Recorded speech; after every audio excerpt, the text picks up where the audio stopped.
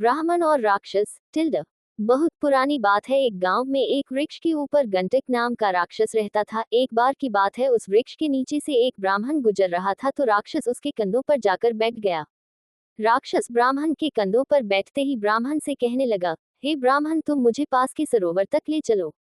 ब्राह्मण के मन में विचार आया कि यह स्वयं ही सरोवर तक जा सकता था तो मेरे कंधों पर बैठकर क्यों जा रहा है।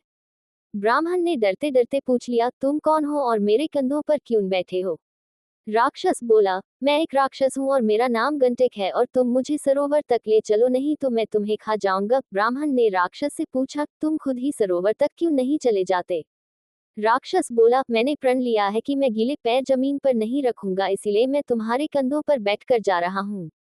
ब्राह्मण उस राक्षस को सरोवर तक ले गया। जैसे ही दोनों सरोवर के पास पहुंचे, राक्षस ब्राह्मण से बोला, अरे ब्राह्मण, जब तक मैं इस सरोवर से नहाकर न आ जाऊं तब तक तुम कहीं मत जाना, नहीं तो मैं तुम्हें जीवित नहीं छोड़ूंगा।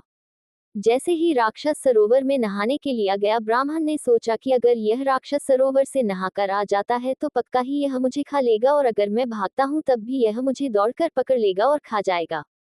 तभी ब्राह्मण को एक बात की याद आई जो उसने बातों ही बातों में राक्षस से पूछ ली थी कि राक्षस ने तो गीले पैर जमीन पर नहीं रखने की कसम खाई है।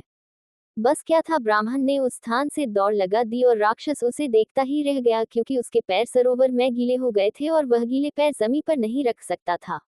सीख। ये कहानी सिखाती है कि किसी भी चीज की जानकारी ले लेनी चाहिए। जैसे ब्राह्मण ने राक्षस के प्रण की जानकारी लेकर ही अपनी जान बचाने में सफल रहा। दोस्तों, अगर आपको कहानी पसंद आई है तो एक लाइक तो जरूर करें। मुझे कमेंट करके भी बताएं ताकि मैं आप लोगों के लिए